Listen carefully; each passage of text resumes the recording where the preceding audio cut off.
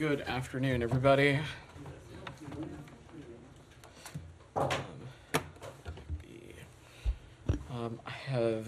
don't have anything off the top. So Daphne, you want to kick us off? Yeah, thank you so much. Yeah. Prime Minister Netanyahu said today that Israel will carry out an operation against Hamas in Rafa, regardless of whether or not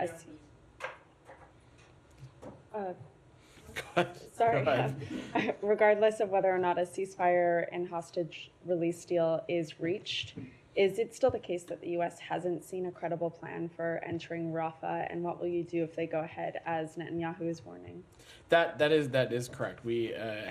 Continues to be the case that we have not seen a credible plan that would address the varying areas of concerns that you've heard me talk about a number of times from up here and others, primarily the ability to address the serious humanitarian concerns surrounding, again, Rafah is a region with more than 1 million people seeking refuge. It's an area that continues to be an important conduit for humanitarian aid as well as a safe departure for foreign nationals.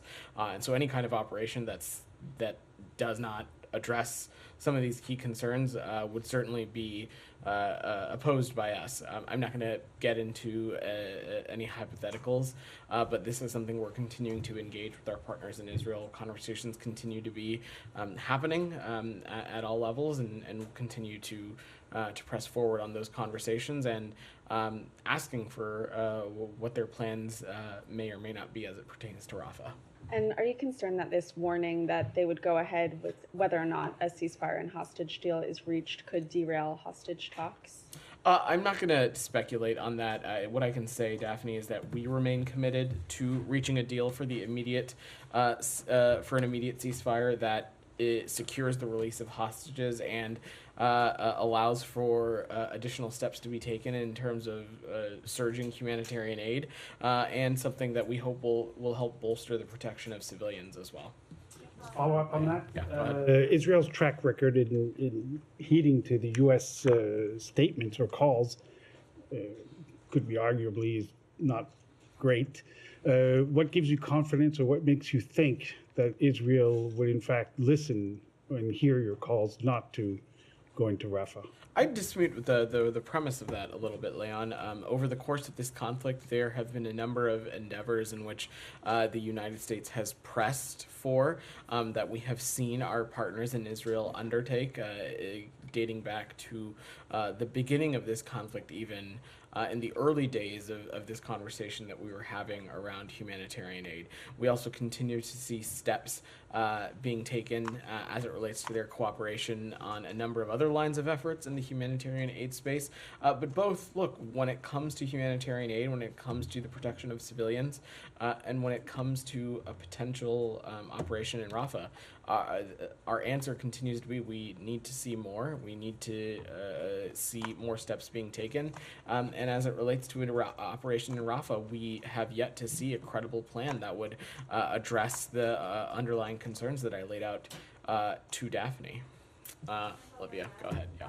Just because the secretary was also asked about this not long ago, he said that the U.S. views on this were well known, but he didn't address part of the question that whether Israel had in fact committed to present a military and humanitarian plan. So absent the plans themselves, has there been a formal commitment from the Israeli government to present those plans before launching any ground invasion? I'm not going to be a spokesperson for the government of Israel. Through the strategic consultative group that you have seen National Security Advisor Sullivan and Secretary Blinken undertake their consultations with counterparts in Israel, discussions at those levels and through other interlocutors as part of those engagements. Those conversations are ongoing.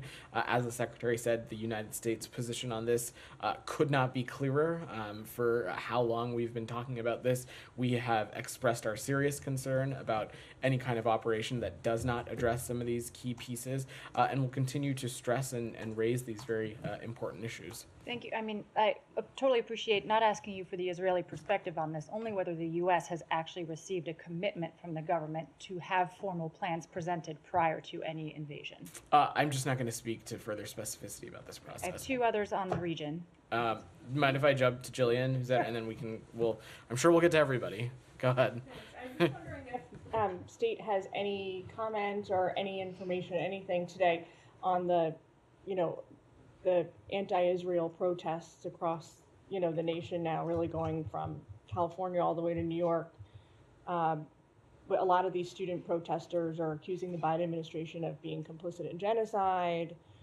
Wondering if diplomatically, foreign policy-wise, you guys have... Yeah, so I've spent a number of the last few daily press briefings talking about this, and I'm happy to reiterate what I said before. First, I will echo what the Secretary said in talking to one of your colleagues on the margins of his trip to Beijing. Demonstrations, I should say, expressing your opinion about any kind of government action, expressing your opinion about foreign policy, exercising your First Amendment right. None of those things are problematic or anti-Semitic or Islamophobic in their own right. It is when those things are coupled with the use of certain language and rhetoric and insults that we have seen and have been part of some of these demonstrations. Beyond that, those kinds of things, of course, we would condemn and take issue with. But we believe that every American has every right to express their points of view, to exercise their First Amendment right.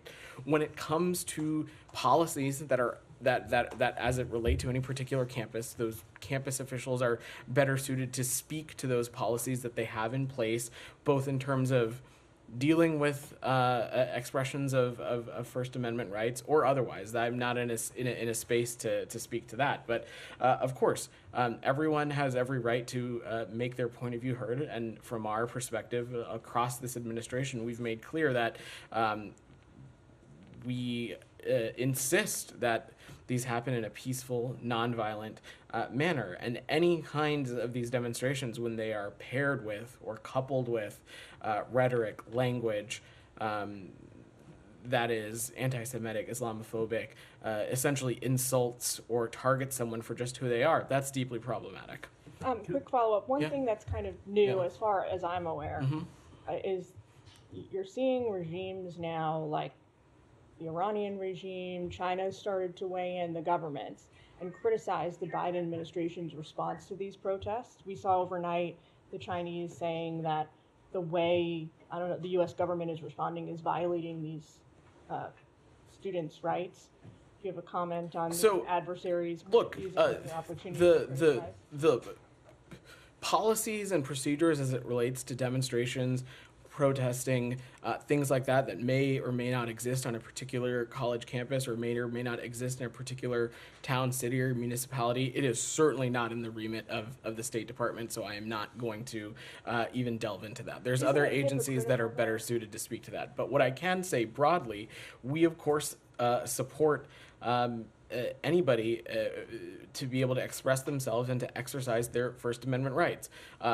They should not and cannot become violent, not peaceful. And in those particular circumstances, we believe it is the right of the appropriate law enforcement and enforcement and security officials to take appropriate actions consistent with the policies of that jurisdiction. Again, we are delving far away from foreign policy and into law enforcement, which is not the remit of this. What I'm asking really is it not from a foreign policy, foreign relations, diplomacy perspective, isn't it, hypocritical of the Chinese and the Iranians, some of the worst human rights violators in the world, to be criticizing the Biden administration's policy response? I don't think anybody in this administration is interested in taking a human rights lesson from the Iranian regime or the People's Republic of China, for that matter. And both of those regimes crackdowns on self-expression, on free and fair press, on basic human rights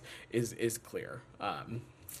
Sorry, go ahead. Just a quick follow-up. Hold on. The image that it's giving of the United States with protesters being arrested,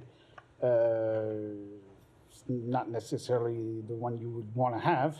Leon, there are laws in this country. Again, we are delving away from the topics that are discussed in this department, but if laws are being broken on certain college campuses, in certain municipalities, in certain towns, in certain cities, in certain counties, it is well within the right for the officials of those jurisdictions to enforce whatever laws that are so appropriate as it relates to that region. Beyond that, we fully support anybody's ability to exercise their First Amendment right and make their opinions as it relates to any action or policy the government may or may not be taking and making their points of view heard. Yeah. Thank you. I just have a couple follow-ups and then I have a couple of questions in my own. Now, in response to Jill, you said there are certain things that are being said in these protests that you have issue with. Could you share some of those with us? I'm not going to repeat them from up But here, you made an assertion that you are obviously in command of. What are these statements? Said, there have been a number of these demonstrations in which the imagery, in which the language that has been written on some of the poster material has either been akin to what I would believe to be anti-Semitism, but we've also seen expressions, rhetoric, signage that is akin to Islamophobia and the targeting of Arab American and Palestinian Americans as well. Of course, any kind of language or rhetoric in that space is concerning, troubling, and unacceptable. But again, we fully support people's ability to peacefully make express their First Amendment rights. Now, on the statement by the Israeli Prime Minister on Rafa, he's saying very plainly that whether there is a deal or there is no deal, I'm going to storm Rafa. And you don't have a position on this? I mean, he's not waiting for a deal. I think our position on Rafa, I really don't appreciate you twisting my words or the words of the secretary or other officials up here. We've made our point of view. The Prime Minister of Israel I understand your question. And in response to your question and Daphne's question and the number of times that we have been asked about a potential military operation into Rafa from up here, we have been unambiguous about the concerns that we have when it comes to the more than 1 million people seeking refuge in that region, when it comes to this region, in particular in Gaza, being an important conduit for the delivery of humanitarian aid, it being a region in which foreign nationals, at least at the beginning of this conflict, are able to use consistently for safe departure. So any kind of operation that does not address these concerns would be a non-starter for us. And you've heard me say this, you've heard the secretary say this, you've heard Matt say this, you've heard Admiral Kirby, Karine, the president. We have been consistent on this. Yeah, so would it be appropriate for the United States of America to say whether there is a deal or not a deal, we find that the storming of Rafah is unacceptable? We have been pretty clear about that. Very clearly. We have been very clear that any kind of military operation into Rafah that does not address these concerns would be unacceptable to the United States. Right. Now I have a question on the humanitarian situation. Officials at the United States Agency for International Development, USAID, leaked a document that says that the Israeli government intently, puts obstacles in the way of these humanitarian aid convoys or whatever getting through to Gaza. Are you aware of that report? So I'm just not going to comment on leaked documents, Said. Why won't you comment on this document? I'm not going to comment on leaked documents, on things that continue to exist under a deliberative process. I will just say that the secretary and the leaders of this administration, they hear a diverse range of views from across this department, from across the interagency. When it comes to processes that are within the deliberative process, we take those points of view into consideration. But beyond that, I'm just not going to speak to purportedly leaked documents. Okay, would you agree that there is almost a common opinion among professionals and experts and so on that Israel is in fact, and the Prime Minister of Israel are in fact, take measures day after day to make these humanitarian aids, including American I would American aid? I would disagree with your characterization, Julia.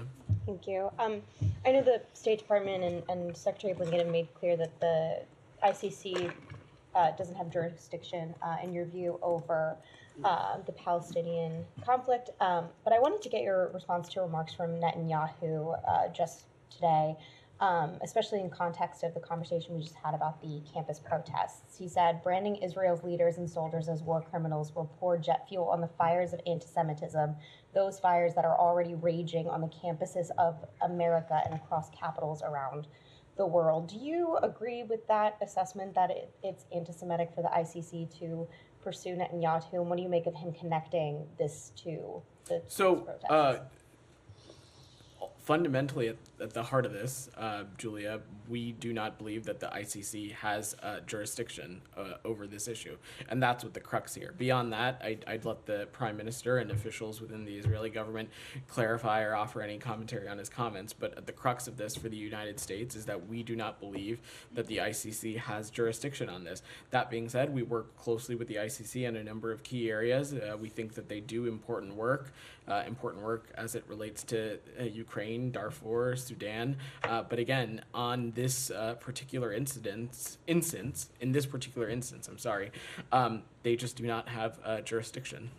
And then, if I may, another on Saudi Arabia. Yeah. There have been reports that Saudi Arabia has decided to normalize relations with Israel, but is waiting to determine when they do that based on the U.S. election and the results of the election.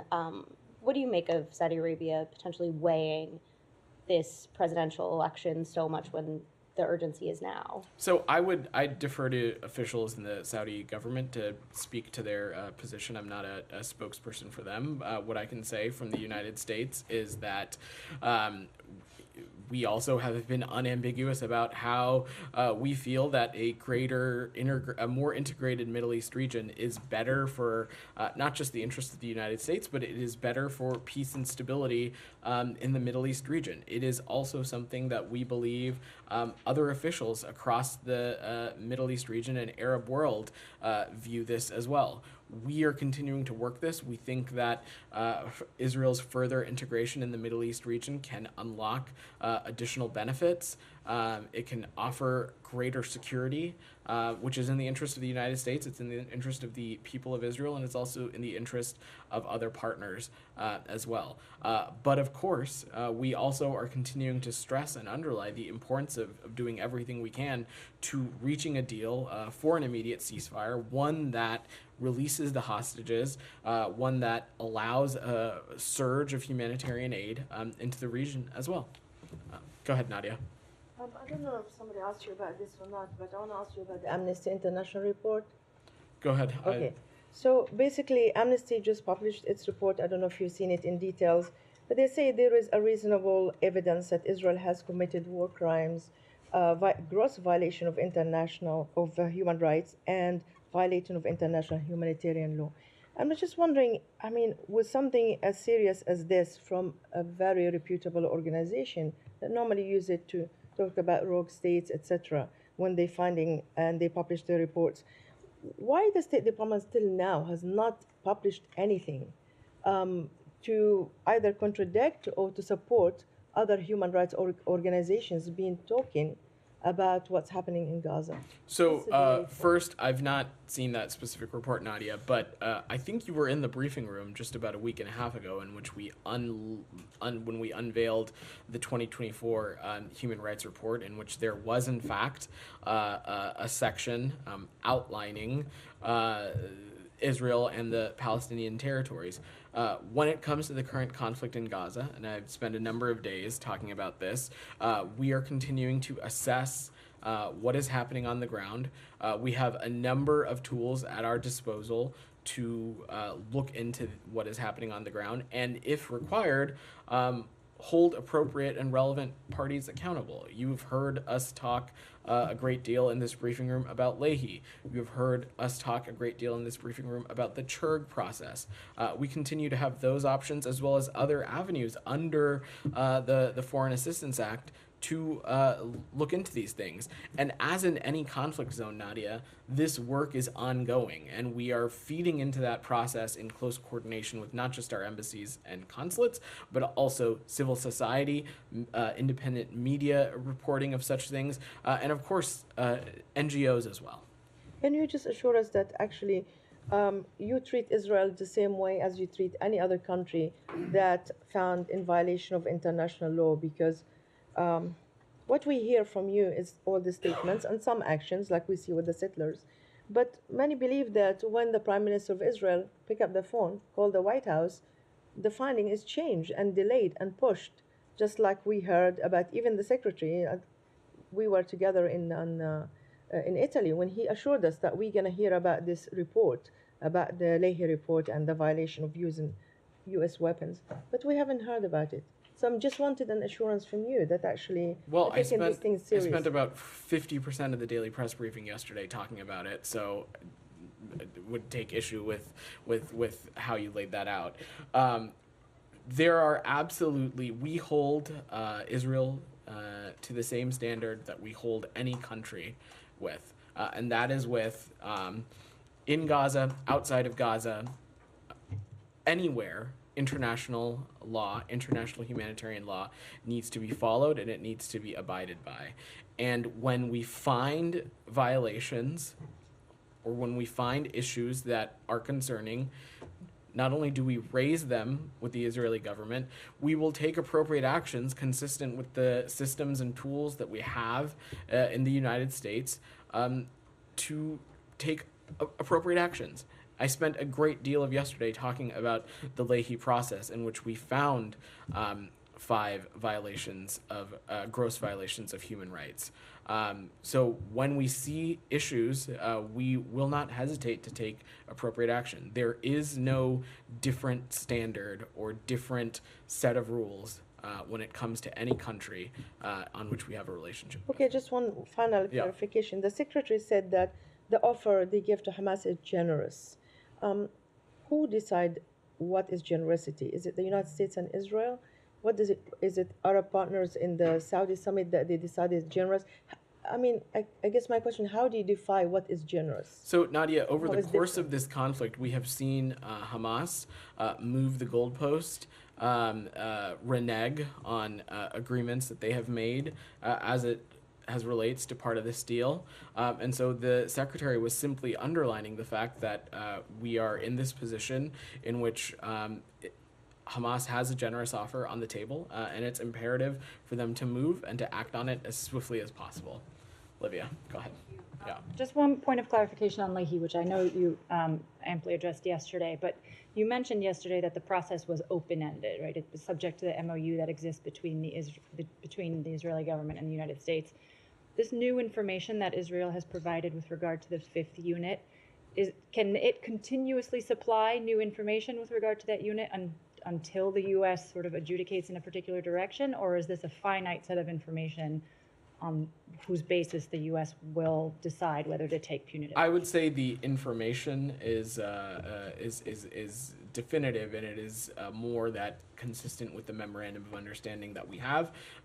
We are bound by that to consult and engage with officials in Israel on the process, on steps that they may or may not be taking, and we are assessing all of those things to ensure that they are in standard with what is laid out in the Leahy law. And if not, as I said yesterday, there will of course be a resistance of applicable, a restriction on applicable U.S. assistance. And then a separate question on aid. Yeah.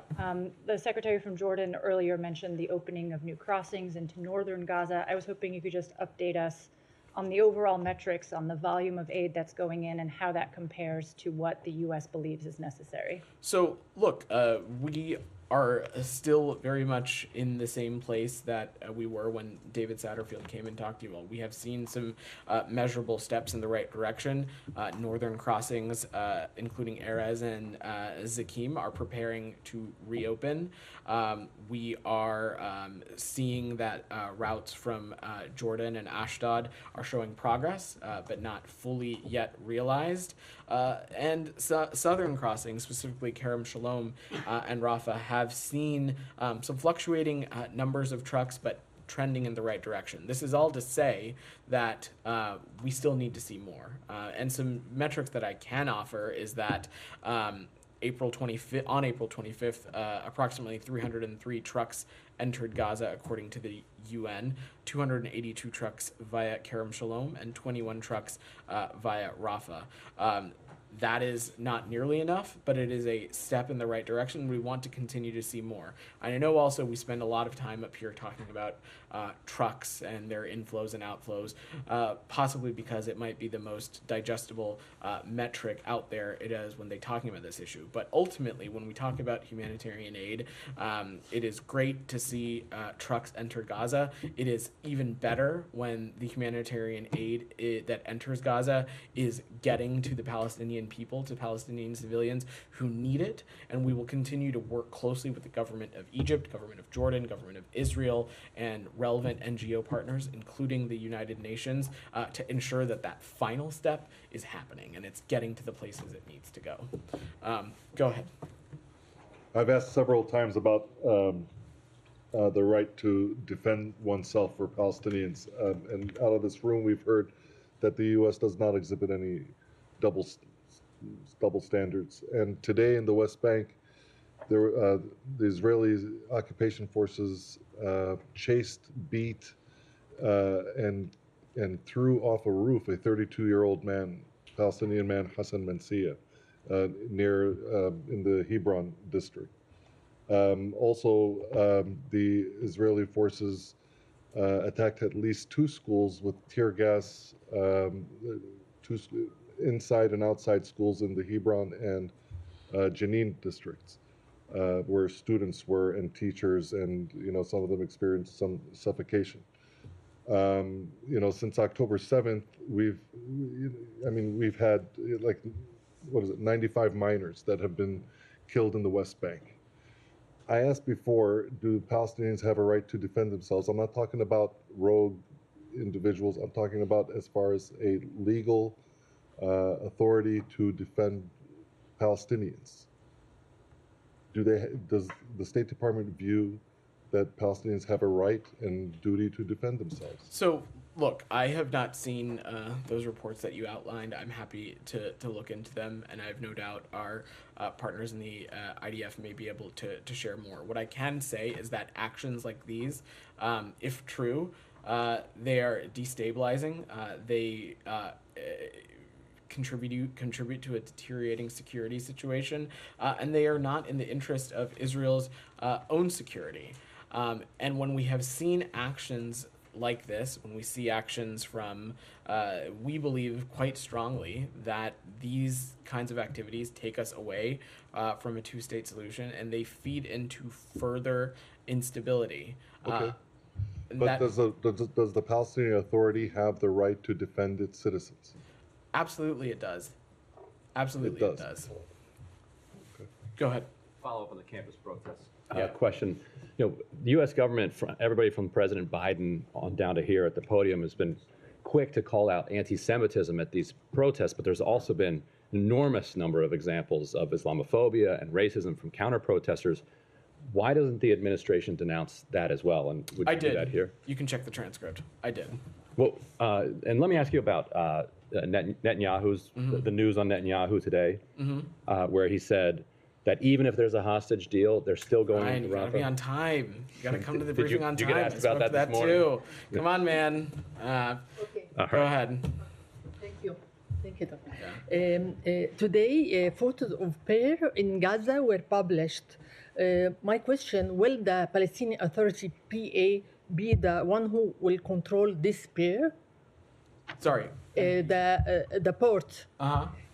Today, there is photos of this port published. I wonder if the PA, the Palestinian Authority, will control this port in Gaza? I do not believe that the Palestinian Authority has a role in the maritime corridor, but I am happy to defer you to my colleagues at the Defense Department and USAID to speak to this process in a little bit more specificity. Don't you think this port will build over the Palestinian territories, and should Palestinian people have the authority of this port? So broadly, when we were talking about the future of Gaza and the future of a two-state solution and ensuring that Gaza is no longer a launch pad for terrorism against the Israeli people, part of that for us, of course, includes a Gaza that is reunited under the Palestinian Authority. But as it relates to this maritime corridor, I do not believe that they have a specific role, but that being said, my colleagues at the Pentagon and USAID may be in a better place to speak to some of the more logistical components of this. Go ahead, in the back. Thank you, Vedant. I just wanted to ask about the Erez border crossing. Sure. It's obviously reopening in the north weeks after protesters' call with Netanyahu. What should we read into the timing of this opening, considering that Blinken is now there to request more aid and also this ceasefire deal hangs in the balance? I would not read anything into the timing of this beyond us just stressing again that all of these things need to happen as swiftly as possible, but we also fully understand that there may be steps that need to be taken in when factoring in vetting, safety, other things as it relates to crossings that are used for the inflow of aid. We are not naive to the fact that this is a process, but look, we have been clear that we need this to happen as swiftly as possible. And I just want to touch on some of the other questions as well. Yeah. Was it the US's aim to try to beat the clock on a Rafa invasion by getting this ceasefire deal in place beforehand? And if so, have Netanyahu's comments this morning altered that at all? It's not about beating any clock. If you go back and look at the history and trajectory of this conflict, there have been a number of instances in which we have been hoping, encouraging, working tirelessly for a deal that would release the hostages that we hope would be partnered with some kind of ceasefire. That has been our position for quite some time. And simultaneously, as it relates to Rafa, it has also been our position for quite some time that any kind of operation that does not address the sort of various components of humanitarian concern that we have would be unacceptable to us. Thank you. Yeah. Go ahead, in the back. Thank you so much. Any comment on John Bass' trip to Doha and Islamabad? Was the meeting with Taliban official in his schedule? So, as you so noted, Acting Undersecretary for Political Affairs John Bass is on travel to Doha and Islamabad. In Doha, he'll meet with senior Qatari officials and other diplomatic missions to discuss support for Afghanistan and other shared security interests in the region. And in Islamabad, we expect him to meet with senior Pakistani officials and discuss a range of regional and bilateral issues as well. Go ahead, next. Yeah. Thank you. Yeah. I know the State Department already talked about the Kurdistan region's local elections some time ago, as it's been scheduled for June 10th. So now there's a discussion that should be postponed for at least 3 months. So what's your comment? So we understand that President Barzani and various Iraqi authorities and other political parties are actively considering next steps. From our point of view, we would encourage them to schedule free, fair, and timely elections, and we hope that process takes place, but I don't have anything to offer beyond that. Geeta, go ahead. Thank you, Vedant. I Yeah. have two questions on two separate topics. Great. At the White House Correspondents' Dinner on Saturday, the president called on Putin to release RFE/RL journalist Alina Kurmasheva. I was wondering if the State Department is following up her case into saying whether she can be identified as wrongfully detained. So first, let me just say we have no higher priority than the safety and security of U.S. citizens overseas. And in the case of Alina Kurmasheva, we remain deeply concerned about her detention in Russia. And to echo the president, we believe she should be released. And we condemn in the strongest possible terms the Kremlin's continued attempts to intimidate, repress, and punish journalists and other civil society actors. In terms of a wrongful detention designation, I'm just not going to get ahead of our process. There is a deliberative and fact-driven process underway. That process continues to be ongoing, and we constantly review circumstances surrounding detentions of U.S. nationals, so I don't have anything to offer there. How often? Can you tell us how often you may review cases? I am not going to speak to the specifics of this process. Okay, another one on Burkina Faso. Yeah. Voice of America and BBC have been banned there. I was wondering if the State Department is doing anything in that regard. So we are very alarmed that Burkina Faso's Superior Council of Communications has suspended multiple independent outlets, including Voice of America and BBC, for covering the Human Rights Watch report about some recent massacres. You've heard the Secretary say, including from this very podium, that far too many governments use repression to silence free expression, particularly against journalists and media organizations, for simply doing their jobs. Freedom of expression, particularly for media, is critical for accountable and transparent governance.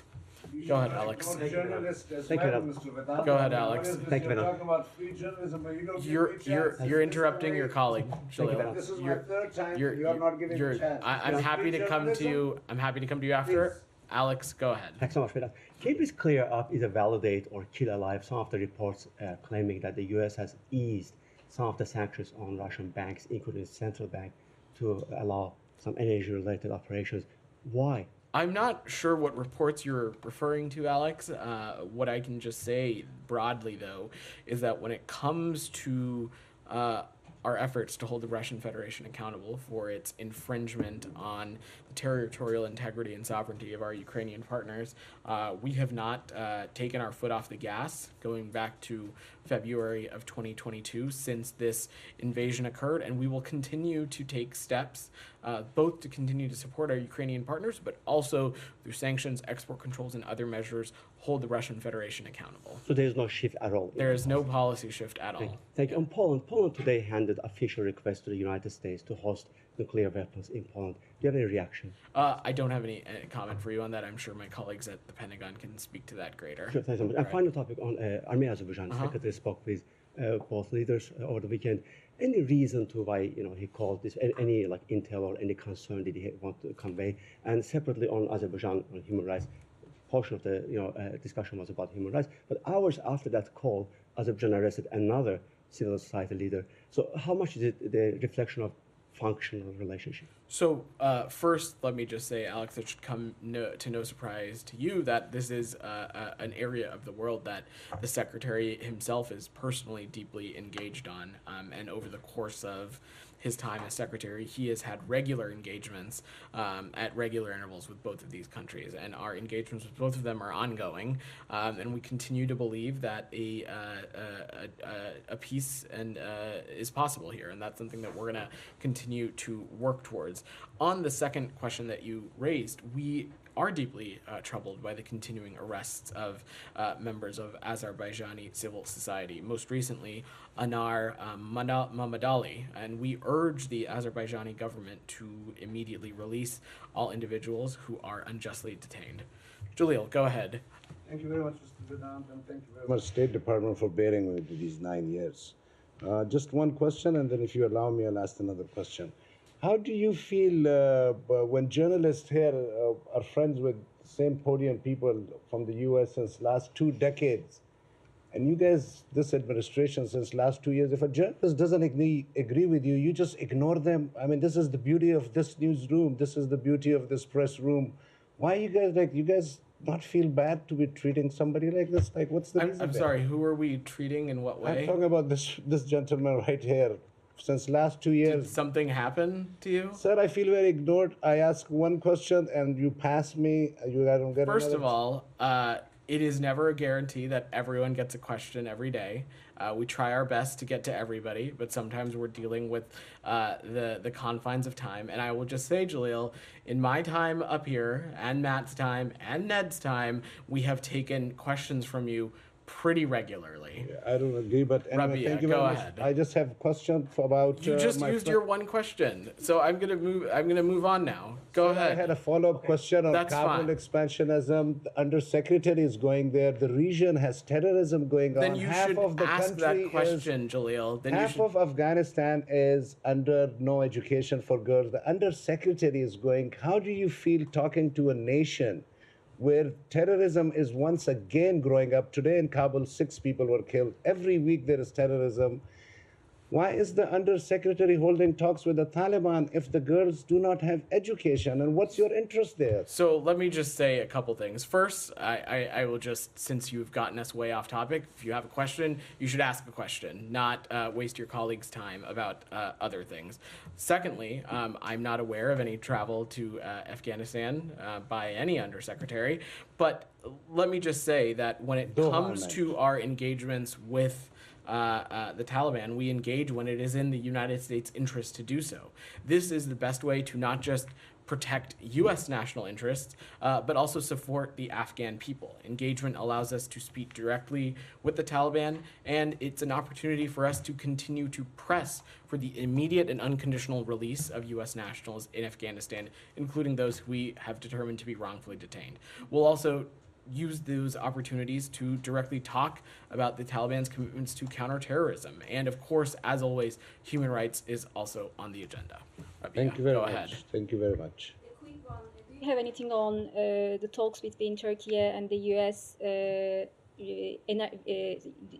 energy firm ExxonMobil? A Turkish energy minister said that they are interested in diversifying Turkey's national gas supplies. What is your comment on this? And was this, a topic of discussion between the two countries? So I don't have any more specifics to offer as it relates to the Secretary's engagement with Foreign Minister Vedant, but let me just say I've seen those public reports, and I'm not going to offer anything additional on potential commercial negotiations. But from our vantage point, we would encourage any country to diversify its energy supply and curb dependence on Russian energy. And to just broaden the aperture a little bit, Turkey has played a very important role as the host of the Southern Gas Corridor in helping diversify European energy supplies and European gas supplies away from dependence on Russia. And as the host of multiple LNG liquefaction facilities, which have received a lot of American LNG since the beginning of Russia's full-scale invasion in Ukraine. Can I have a quick one on Middle East? Sure. Do you have any comment on the Hamas and Fatah leaders meeting in Beijing at the invitation of China? What is your comment on dialogue between Hamas So and our message on this has been what it was since October 7th. If any country purports to have influence or relationships with Hamas, the message is quite clear. Release every single hostage, and it can no longer be business as usual. They should call on Hamas to lay down their arms, and that is the best and fastest way to get us where we need to be. Taka, go ahead. So the family of the Japanese nationals abducted by North Korea met state officials this morning. Do you have any detail about the meeting? Who met the families? And how did you describe the meeting? So I'm happy to check if there's any specific officials that we can share, but the U.S. stands with the long-suffering relatives of Japanese abductees, and we continue to urge the DPRK to right this historic wrong and provide full accounting of those that remain missing. And we don't have any other meetings on this to announce at this time. Details? I'm happy to check some more specifics, but I don't have anything for you. Go ahead, DR. Thank you, Vedant. You talked about the Kurdistan region's election, but I need a clarification on that. What do you mean when you say that you encourage them to schedule a free and fair election? Because it's already been scheduled for June 10th. Does the U.S. support rescheduling that election? Our understanding is that President Barzani and various other authorities are actively considering next steps, and we will let that process play out before commenting. Do you further. support rescheduling this election? That's not for us to decide. What we would encourage is for these elections to be scheduled and for them to be free, fair, and credible. But beyond that, our understanding is that President Barzani and various other entities are actively discussing additional next steps. Go ahead. Sir, Yeah.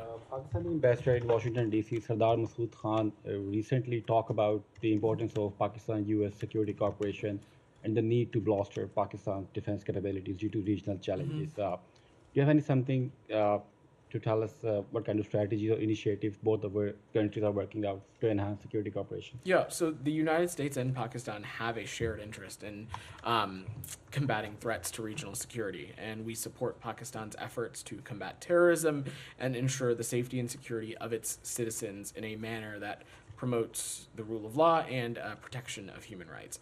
Our partnership with Pakistan on security issues includes, of course, a high-level counterterrorism dialogue, funding robust counterterrorism capacity, and building programs and supporting a series of U.S. and Pakistan military-to-military Sir, engagements. the Washington Post's latest article revealed that Indian Prime Minister Modi's inner circle, including spy chief Sumant Goyal and even the National Security Advisor, were aware of the assassination plot on a Sikh activist in New York. So how concerning is this for you? So we continue to expect accountability from the government of India based on the results of the Indian Inquiry Committee's work, and we are regularly working with them and inquiring for additional updates. We'll also continue to raise our concerns directly with the Indian government at senior levels, but beyond that, I'm not going to parse into this further, and we'll defer to the Department of Justice. Julia, go ahead. On Sudan, I want to follow up on the UN Ambassador Thomas Greenfield's comments, calling it the potential for a large-scale massacre. And she also said that the U.S. is appealing to countries, including the UAE, to stop support for the warring parties. Has any progress been made with the UAE and other countries, and what is the U.S. doing to try to prevent this catastrophe? So, to put it bluntly, as Ambassador Thomas Greenfield said yesterday, we certainly do not view this as conjecture, and we are seeing the possibility of history repeating itself in Darfur in the worst possible way. There are credible reports that the RSF and its allied militias have razed multiple villages west of El Fasher and are planning an imminent attack on El Fasher, putting 500,000 internally displaced persons at risk on top of the 2 million Sudanese who call El Fasher home. We also know, as the ambassador said, that both sides are receiving weapons and other support to fuel their efforts. And we've directly raised our concerns about reports of UAE support to the RSF with our Emirati partners. And we have made clear that the provision of arms to either side only deepens and prolongs the conflict. Go ahead, Daphne, and then we're going to wrap. Thank you. You said you take everybody's question. That's not what I said. I said I would get to as many people as I said I'd get to as many as I can. Go ahead, Daphne. The Philippines today said a Coast Guard ship and a fisheries vessel were damaged by water cannons used by Chinese Coast Guard ships. This comes right after Blinken's trip to China. Do you have any comment on this? So the repeated harassment of Philippine vessels near Scarborough Reef is detrimental to regional peace and stability. And our belief is that the Chinese Coast Guard installation of these barriers also endangers Philippine fisher folks' livelihoods and prevents them from exercising their legal rights to fish in those waters. These are rights that were set out in 2016 in a final and legally binding judgment in the Philippines-China arbitration brought to the 1982 Law of the Sea Convention. And consistently, and this is something that the Secretary made clear on his travels as well, is that we urge the PRC to respect the navigational rights and freedoms guaranteed to all states under international law. All right, thanks everybody. Thank you. Thank you.